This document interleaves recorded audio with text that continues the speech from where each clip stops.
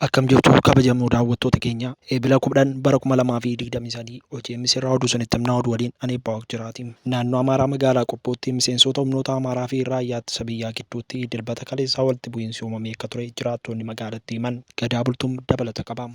Tibbana magaalota naannoo Amaaraa keessatti humna addaa naannolee diiguun bifa haaraan gabumeessuun ilaalchisee tarkaanfii fudhatamee mormuudhaan sanbataa fi dilbata hiriirri gaggeeffamee jira. Haaluma kanaan naannoo Amaaraa magaalaa Qobbootti miseensota humnoota Amaaraa fi raayyaa ittisa biyyaa gidduutti dilbata kaleessaa walitti bu'iinsi uumamee akka ture jiraattonni magaalittii himaniiru. Jiraataan BBC'n dubbise tokko faannoo fi miseensonni humni addaa Amaaraa gam tokko goruudhaan miseensota raayyaa ittisa biyyaa waliin walitti dhukaasaniiru jedhu iyyuu jiraataan biraa garuu ammoo walitti bu'iinsi kan ture faannoo fi raayyaa ittisa biyyaa gidduu qofaadha jechuun miseensonni humna addaa walitti bu'iinsa ture keessatti akka hin hirmaatin himee jira. Jiraattonni lamaan magaalaa Qobboorraa Reuters dubbise magaalittiin alatti dhukaasa maadii fi akka dhagaanii ibsanii dhukaasni kun garuu qaama isaan kamirraa akka ta'e akka hin beekne dubbataniiru. Sochii biyyaalessa Amaaraa yookaan Abiin gama isaatiin magaalaa Raayyaa Qobboo fi naannawaa sanatti dhukaasni meeshaa guddaatiin deeggarame gaggeeffamaa akka ture ibsee jira. Walitti bu'iinsi humnoota Amaaraa fi raayyaa ittisa biyyaa gidduutti uumamuun kan dhaga'ame mootummaan federaalaa humnoota addaa naannolee diiguudhaan miseensota gara caasaaleen nageenyaa birootti akka makamaniif karoora akka qabu ibsu hordofee addatti naannoo Amaaraatti mormiin erga dhaga'amee booda warri murtee kana mormuun humnoonni naannolee hollaa naannoo Amaaraa ta'an Tigraay fi Oromiyaa keessa socho'an Amaaraaf yaaddoo waan ta'aniif humni addaa deegamuu hin qabu jechuunis mormu. Ministeerri Muummee Abiy Ahmed tokkummaa Itoophiyaatiif akkasuma nageenya uummataatiif jecha bulchiinsa isaanii miseensota humna addaa naannoo gara caasaa nageenya birootti galchuun barbaachisaadha jedhaniiru. Haa ta'u malee karoorri kun naannoo Amaaraa irraa mormii guddaan kan mudate yoo ta'u kaleessa magaalota akka Gondor, Dabra Maarqoos fi Dabra Biraan dabalatee naannicha keessa bakkoota birootti hiriirriiwwan mormii gaggeeffamaniiru. Jiraattonni BBC'n dubbise lamaanuu dilbata kaleessaa ganama sa'a 3 irratti sagaleen dhukaasaa dhaga'amuu jalqabee akka tasgabbaa'e deebi'ee ammoo dhaga'ama guyyaa guutuu dhukaasni gaggeeffamaa akka ole dubbataniiru. Jiraattonni kunneen kan argaman baha magaalaa Waaldiyaa Nook jedhamuun beekamuun dhukaasan dhaga'amaa ooleen sagalee meeshaa waraanaa guddaa dabalatee sagaleen dhaga'amaa akka tures himanii jiru.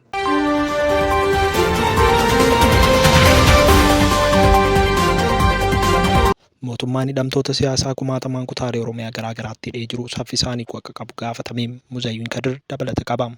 Mootummaan hidhattoota siyaasaa kumaatamaan kutaalee Oromiyaa garaa garaatti hidhee jiru saffisaanii akka qabu gaafatamee jira. Kutaalee hawaasa garaa garaa magaalota Shaggar, Adaamaa, Amboo, Shaashamannee fi Naqamtee irraa akka odeeffannoo itti dhalattoota Oromoo kumaatamaan lakkaa'amantu manneen hidhaa garaa garaatti gidiraa argaa jira jedhan. Namoonni hidhaman ilaalcha siyaasa mootummaa irraa adda ta'e qabaachuu ala yakki dalagan hin jiru kan jedhan namoonni yaada kennan isaan siyaasa irraa walaba ta'anii shakkiidhuma qofaan hidhaatti guuramanillee hedduu ta'uu dubbatanii jiru. Hedduun mana murtiitti hin dhiyaatan, warreen dhiyaatanis murtii haqaa yeroo gabaabaatti hin arganne, warri mana murtiitti dhiyaatanii bilisa jedhamanis mootummaan ukkaamseetuma mana hidhaatti gidirsaa jira jedhan. Mootummaan araara dhugaan kan fedhu yoo ta'e Oromoota kumaatamaan sababa siyaasaan hidhee jiru gadhiisuu akka qabus ibsanii jiru.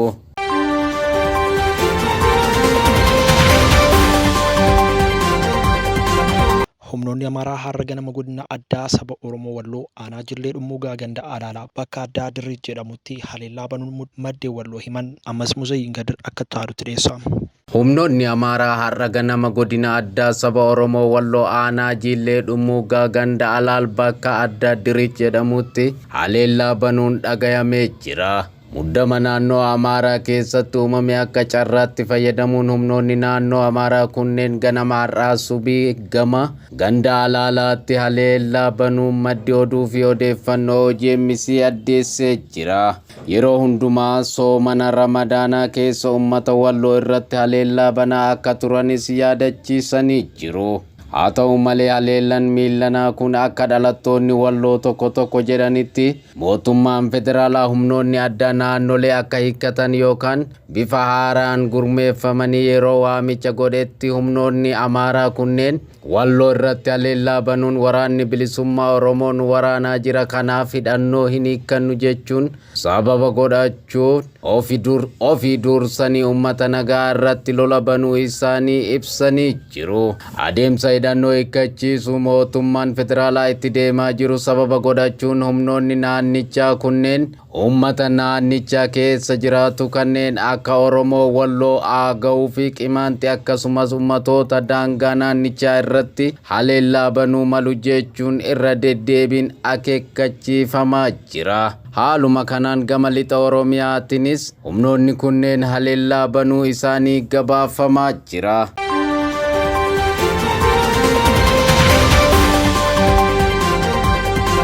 chaayinaan shaakala waraanaa taasiftuun taayiwaaniin guyyaa sadaffaaf cufuu beeksifte. Caaltuu Faayisaa dabalata qabdi. Chaayinaan shaakala waraanaa taasiftuun Taayiwaaniin guyyaa sadaffaaf cufuu beeksifte. Chaayinaan xayyaarota waraanaa gara Taayiwaanitti erguun akkaataa itti bakkeewwan ijoo Taayiwaan keessa jiran aleeltuu irratti shaakala gaggeessaa jirti.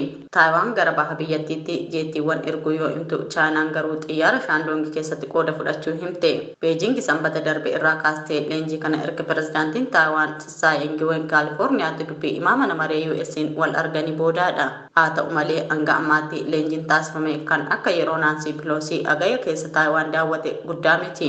Taayiwaan akka biyya walabaatti kan of ilaaltu yoo ta'u, Chaayinaan garuu akka bulchiinsa ishee irraa adda baatee fi yoo barbaachisaa ta'e humnaan of jalatti deebistutti ilaalti. Guyyaa gaafa wixataa Chaayinaan xayyaarota waraanaa kan biraa 70 fi dooniiwwan 11 naannawa bishaan isheetti arguu himte. Maappiin daandii waraanaa ministeera raayyaa ittisa Taayiwaaniin gadhiifame baha odolaa irratti jeettiiwwan waraanaa J-15 agarsiisa. Kana jechuunis Chaayinaan yeroo jalqabaatiif karaa bahaatiin dhukaasa leenjii kanaa raawwataa jirti. Xiinxaltoonni tarii dhukaasniiwwan taasifaman kan xayyaarota Chaayinaa Shaandoongi irraa dhufan ta'uu mala jedhan.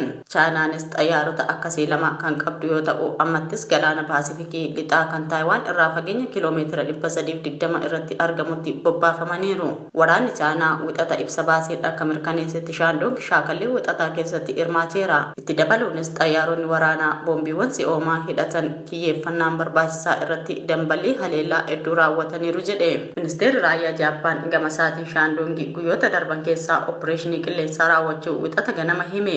Jimaataa fi dilbata jidduutti jeettiiwwan waraanaa fi helikoophtaroonni yeroo 120 ka'uun qubataniiru jedhe ministeerri Jaappaan. Akkasumas wixata Ameerikaan US miliyoonii misaa'elaa dhukaaftu karaa galaana Chaayinaa kan kiiloomeetira 1300 Taayiwaan irraa kibbatti fagaatuutiin ergite. Chaayinaan ammoo dooniitiin karaa seeraan alaatiin bishaanicha keessa seentee yoo jettu, Ameerikaan ammoo opereeshiniin ishee kan seera addunyaatiin ayyamamedha jette.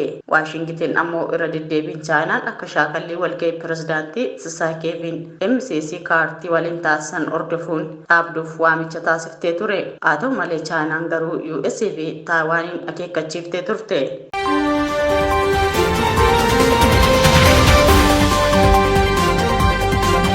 Namtichi waan du'e of fakkeessee mana hidhaatii miliqe waggaan booda to'atame. Dabalata qabna.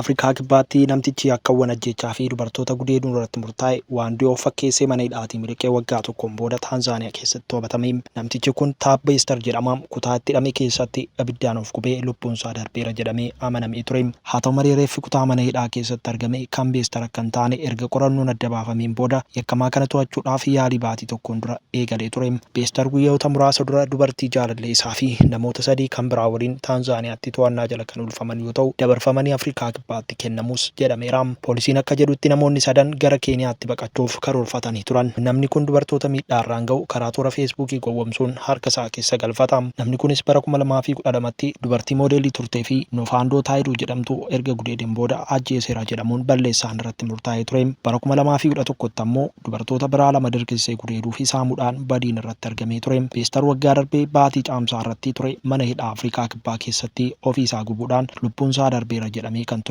Haa ta'u malee miidiyaaleen biyya keessaa Beestar du'eera jedhamu dhimmoota gaaffii keessa galchan baasu eegalan. Keessattuu qorannoon reeffaa kan du'e Beestar akka hin taane erga mirkaneessee booda poolisiin galmee ajjechaa gara biraa baneetii jira. Eenyummaan nama mana hidhaa keessatti gubatee ajjeefame sanaa hanga ammaatti adda ba'uu baatullee namtichi garuu miidhaan mataa isaa irra ga'u akka ajjeefame qorannoon reeffaa mul'isee ture. Manni hidhaa yakkamaan kun itti hidhamee ture waardiyyaan dhaabbata tikaa Ingiliiz yakkamaan kun akka milqoof gargaaree jira jedhamuun himannaan irratti dhiyaateera. BBC'n dhaabbata dhuunfaa kanarraa yaada argachuuf yaalii taasisee milkaa'uu fi baatullee dhimmicha waliin wal qabatee hojjettoota isaa 3 hojiirra ari'eera jedhameera. Yakkamaan kun osoo Taanzaaniyaatti to'annoo jala hin oolfamiin dura Afrikaa kibbaa Johannesburgitti ollaa badhaatuu keessatti mana jireenyaa guddaa kireeffatee jiraataa jira jedhamee gabaasaaleen ba'aa turan. Kana malees namoonni beestar osoo ifatti waa bitaa jiru gabaatti agarree jirra jedhanis turaniiru. Afrikaa kibbaa biyya addunyaatti yakki gudeeddee hedduun irratti raawwatamutti beestar mana hidhaatii miliquun dheekkamsa olaanaa kaasee ture.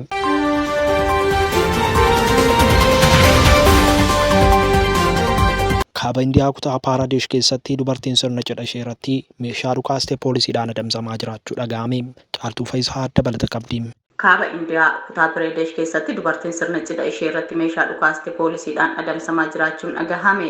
Viidiyoon miidiyaa hawaasaatiin tamsa'e akka agarsiisetti misirroon tun abbaa warraa ishee cinaa teessee yeroo 4 gara samiitti yoo dhukaaftu agarsiisa. Poolisiin naannichaa hordoffii taasisuun dubartii tana irratti galmee himannaa baneera. Bulchiinsa Kaaba Indiyaatti cidha bareechuuf rasaasa dhukaasuun taatee barame yoo ta'e du'a dabalatee miidhaa hedduu qaqqabsiisa. Seera biyya Indiyaatti namni sagantaa bareechuuf yookaan of eeggannoo malee haala namoota kaan balaarra buusuun dhukaase hidhaan adabamuu akka danda'u kaa'ameera.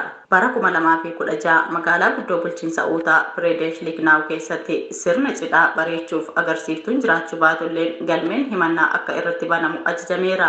Gaazexaan Indiyaa Taayimsii akka ibsetti yeroo misirrittiin dhukaaftu viidiyoo waraabee kan miidiyaa hawaasaa irratti gadhiise fira ishee ture. Poolisiin dubartittiin hidhaa sodaachuun dhokachuu ibseera. Taatee gara biraatiin ammoo misirroonni sirna cidha ishee bareechuuf jecha meeshaa balaqqee ibidda baasu dhukaasuun yaaltee turte. Viidiyoon osoo ibiddi fuula ishee irratti boba'uu agarsiisu miidiyaa hawaasaa irratti bal'inaan qoodamuun ijoo dubbii ta'ee ture.